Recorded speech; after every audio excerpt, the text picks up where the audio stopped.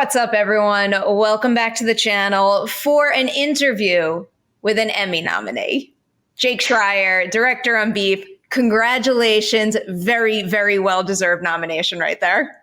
Oh, thanks so much. I mean it. You know how much I love the show. So you got nominated for Outstanding Director for a limited or anthology series or movie. But in addition to that, Beef also wound up with 12 other nominations. And this feels like a little bit of an unfair question. But of all the other nominees for Beef, which one surprised and excited you the most? Like one where when their name was called, you sat there and said to yourself, like, yes, I am so incredibly thrilled that they got the recognition they deserved. Oh, you can't. Don't make me do this. I think, I don't know. I mean, look, I could also talk about Larkin and Grace who weren't nominated. I think like when there's that many nominations for a show, like what just feels really good is it feels like the show connected with people. And I don't think that, any one specific nomination over another, again, like I think we just, everyone that day, like we wrote up everyone who had worked on the show and just said thank you and, how much everyone had been a part of it. So I know that's like highly diplomatic, but I do mean it. Like there wasn't like one shock or anything that happened. So it's appropriate. Fair enough. One of my favorite nominations that was called was your sound team, because I believe they were nominated for the same episode you were. And I just like to think in my mind that their nomination was solely for a certain death in that episode. That was certain bone crunching sound and door sound and yeah. Beautifully crafted. All right, before I jump into Beef full force, just to have our viewers get to know you a little more, and also because you've had a bit of a unique journey in terms of the types of things that you direct. And, your next feature film, I believe, is going to be your first feature as director since like 2015. So you direct Robot and Frank and Paper Towns, and then from there go on to direct a slew of music videos. And then after that, a whole bunch of series credits. And now you're going to make your way back to features with Thunderbolts.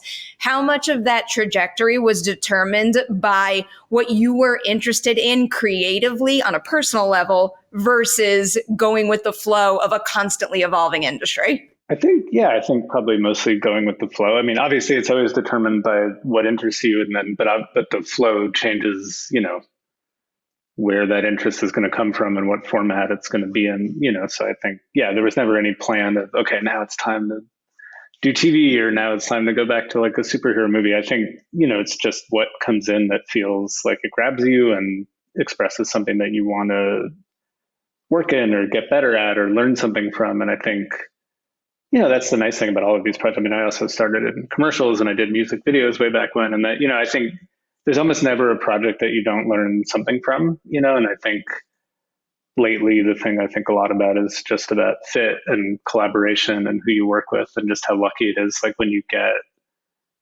with something like Beef, and I've been friends with Sunny for years, but also with Larkin who shot it and Grace who production designed it, some new friendships and old friendships, just what a great fit that was and how much that fit contributes to making something that feels unique and special, and that feels like a thing to kind of take and think about going forward in the business. Along the way, is there any particular project that you gained more from than you ever could have imagined, where when the opportunity came your way, you might have said, like, I don't know if now's the right time for this, but you opted to commit and wound up getting more from it than you ever could have anticipated? That's a good question. I don't know if it was something that I didn't want to do. I think like there was a time when, work wasn't coming as easy where, I did start to focus on the music videos a little bit more and music videos with my friend Francis, whose band I was in, Francis and the Lights, and just getting to really work on something, even if it was in such a small, bite-sized form that felt like you could really take it all the way from the beginning to the end and keep it like a sense of singular purpose that felt like, that was like very fulfilling and rewarding in a time where you don't always get that on some of these other projects or where it takes much longer to get there.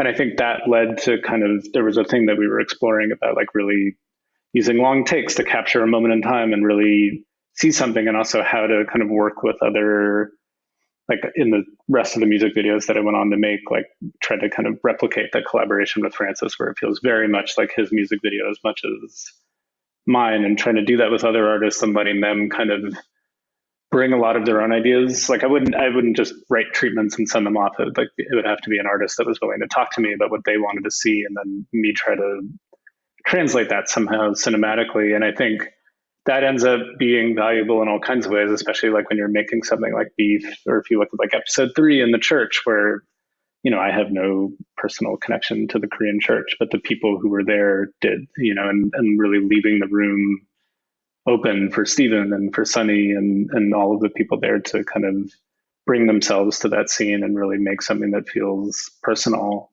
and kind of leaving the space for that. That was something that I picked up in music videos that felt like an important lesson to learn. That's a beautiful answer. I love hearing about how things build along the way. Now jumping into Beef full force and starting with your leads here, of course, Ali and Steven. Clearly the two of them work together very well, but can you maybe tell us something unique about each of their approaches to their own work? Maybe even something that calls for something different from you as an actor's director for both? Yeah, I think, with Steven, I mean, he's just, I don't know, he's just so incredible. He will not give you a false moment. But I think, like, for the kind of writing that Sunny does and the kind of directing that I do, which is not necessarily entirely as observed, like there's a sense of purpose to it, and there's something that it's driving at. So there's a real value in having someone like Steven who can hit all of his beats, and he can be a very technical actor, and he can do action very well, but then also gives you something that is not at all what you expected out of a moment. Like if I think about in episode 8, when he's yelling at Edwin, like what you did was not nice. It's not nice to do that, and like that was a line that I loved in the script that Sunny wrote and pictured an entirely different way. And I never really go in with like a preconceived notion of it. You have to do the line this way, or we're going to run it until this is what we get. But either way, I just never pictured that. But it was so just surprising and great. And I think that like that combination is something that is so special, and really like the height of what you can do is when you can exist within a system of filmmaking that is technical and has purpose, but then you are still bringing that level of reality and kind of spontaneity each of those moments, and where, each take might function along the same parameters and hit these beats and hit these timings, but never actually be the same take or be the same performance. Like that felt really, really special with Steven. And then with Ali, yeah, I think it was just, she just had this great level of excitement about getting to do something different than she had gotten to do up until that point, and maybe like came in with one notion of what that would be, and then very quickly adjusted to something entirely different, and really, really made it personal in this way. To watch someone kind of attack that with so much kind of energy and excitement, it was just like really, really beautiful to watch. And for her to keep hitting these moments within some of those therapy scenes that, like just really, you're like, okay, wow, that was more than anything that we had seen in rehearsal. But just to see her kind of embrace that over the course of the season was really, really special. And, for each of them, I mean, Sunny's definitely talked about this. There's so much, even before I arrived, that they had brought to the series in just the conversations that they had had with Sunny in the development phase of putting themselves into these parts and pushing the narrative forward, so that by the time you got there, I mean, not only, were they acting it well, but they really understood it on a level that you didn't even have to discuss necessarily with them, because they had already put those ideas into the storyline. And that's pretty special. The two of them are something else in this. And now I'm going to follow that up with yet another unfair question, so I can tease someone else in the ensemble here. Of all the other characters in Beef, which one wound up being more creatively fulfilling to direct than you ever could have imagined day one? You're going to try and make me pick favorites. I won't do that.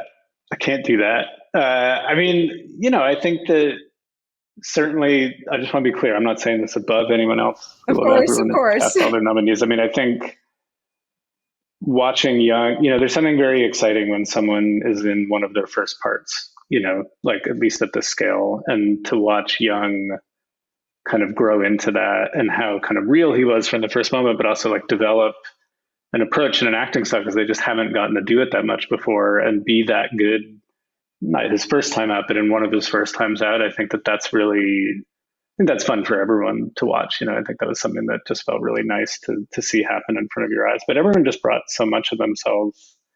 I think all of it felt like, that was the thing I noticed from the very first table read, was just how important the show felt to the actors that were involved.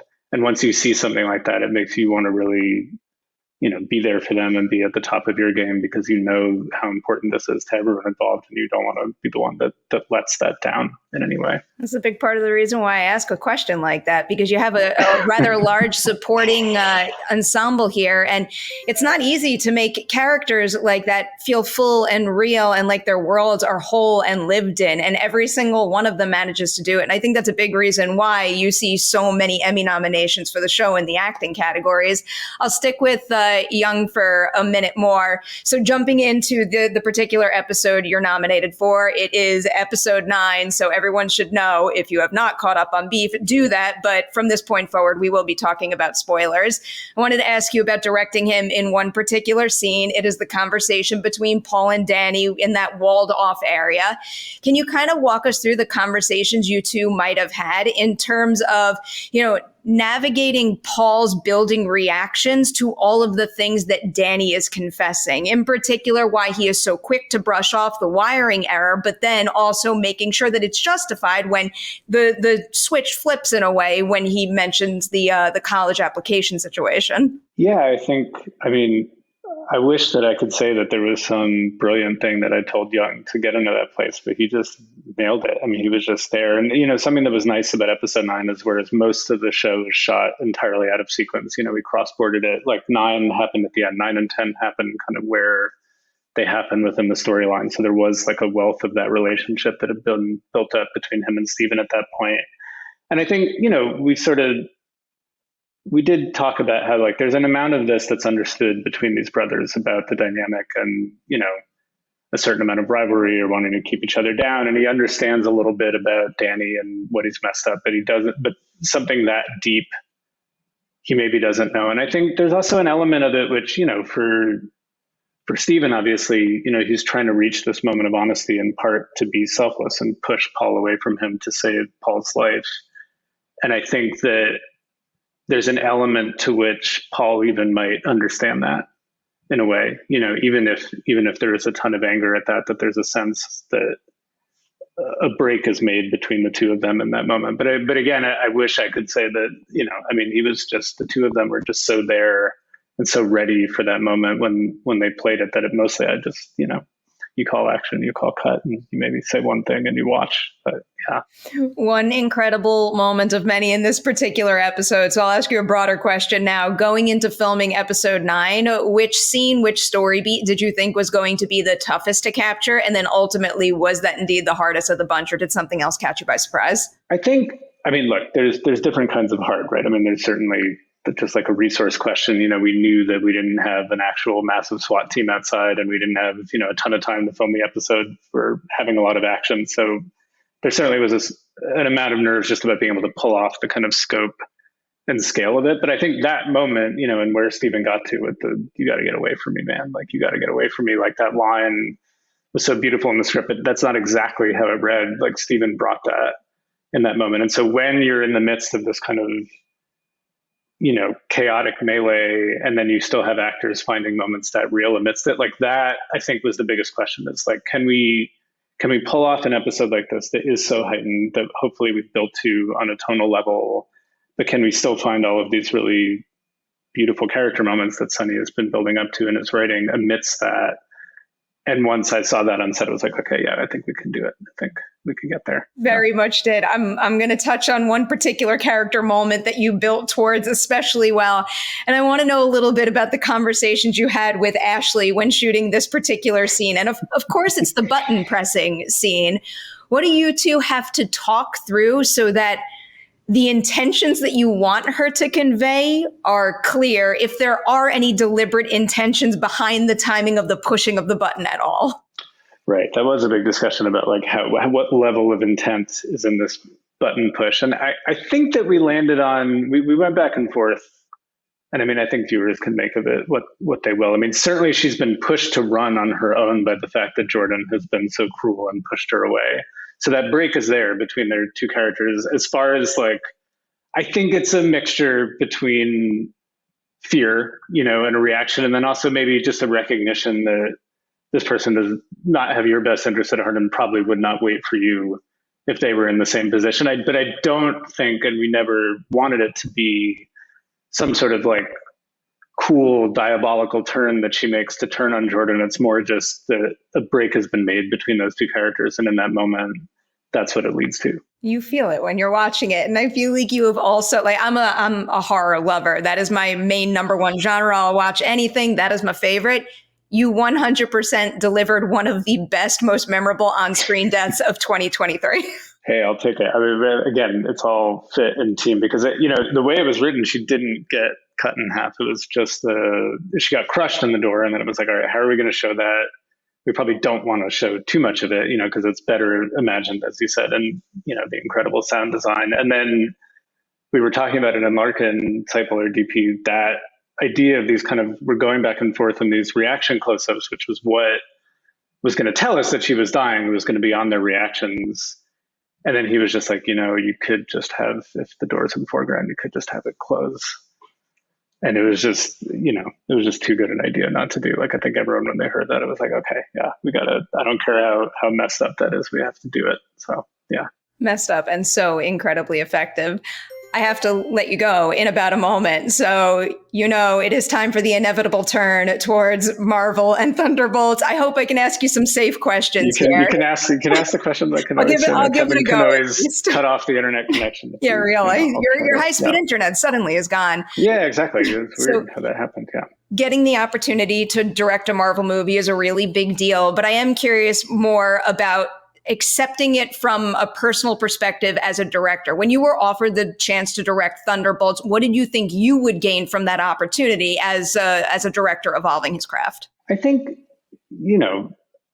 what jumped out was, first off, the cast is just incredible. And I think, like, any movie with that cast, like, how could you not be excited about getting to work with that group of people? And then also, John Watts is my roommate from college and we're good friends. And so knowing just what a great experience he had making those films, that's certainly, and I even did second unit on, like, the LA portion of one of the Spider-Man movies. So, like, having a little bit more kind of connection or insight into that world. But beyond that, it was just like a really different approach and a new kind of story to tell amidst that, which I know they've made so many things. But it is, it's not a sequel. And it's not, yes, these characters have appeared before, but it is a new story being told, and a story, I think, with a very different perspective than maybe people are expecting. And I think that felt exciting and felt like a real challenge worth taking on. With that in mind, and also some of the work I love from you so much, like Beef, obviously, because we're talking about that now, but I'm also obsessed with Brand New Cherry Flavor. That is a phenomenal series. When I think about shows like that, though, I don't necessarily watch them and say, like, that guy's the right one to direct the next Marvel movie, which I actually do think is a good thing and winds up exciting me even more. So I guess, what can you tease about the tone, the style, and the atmosphere of Thunderbolts that will indeed make it stand out and maybe tap into some of those things we've seen you do on screen before? Yeah, I think in the end, obviously I can say so little, but I think it's about characters, and is there something specific to those characters that bring them together, and something that they're going through that isn't, the most traditional superhero, story to be told. And I think if you can hit that, and if you can make it specific, I think if you look at something like Beef, what makes it what it is that it's so specific on so many levels. Sonny brought so much of himself to it, Ali, Steven, everyone. And in being that specific becomes something universal. And I think that's sort of similar to the way that we're looking at Thunderbolts, is that there is a real clear take and perspective on these characters. And there's a specificity to it that, in the end, obviously we want to make a big universal movie that everyone can connect to, but that you can only do that by making something that feels personal. And I think that's what's exciting about the project to us. I like the sound of all of that. I'll dare to squeeze in one more question, because you have the unique qualities that you are going to bring to the franchise, but of course it also has to still feel like an MCU movie. So of all the past Marvel films, maybe films that you were watching or rewatching to prep to actually direct Thunderbolts, which one did you find influencing, or have, because it's still ongoing, influencing your approach to that film the most? Oh man, that's a tough, there's so many good ones. This is going to totally avoid your question, but just because he's my good friend, I'll just pick I'll just pick Spider-Man: Homecoming just for John, just so I don't get in trouble with my friends. How about that? I respect That's that. not going to be like our movie, but it is very good, and I hope our movie is very good. Here's my one selfish pitch for you, because you're good friends with John, and John's working on another favorite franchise of mine of all time. You should talk to him about looping you into the ongoing Final Destination franchise, especially because Jordan's kill feels like it's in that world. I had not, but thank you for, I had not made that connection yet, but I am very excited about what he's making in that world. That's great. Yeah, in college, that was, I remember in the dorm rooms, him and Duncan and Ford would all sit around watching Final Destination all the time and talking about the kills. So I think fans will be in very good hands with John's work on that. I've got very high hopes in him and that team. I must let you go. But again, huge congratulations on the Emmy nomination. Beef is hands down one of my favorite series of the year, and all those nominations were very, very well deserved. So congratulations and enjoy celebrating. Thank you so much. Yeah. Great to see you again.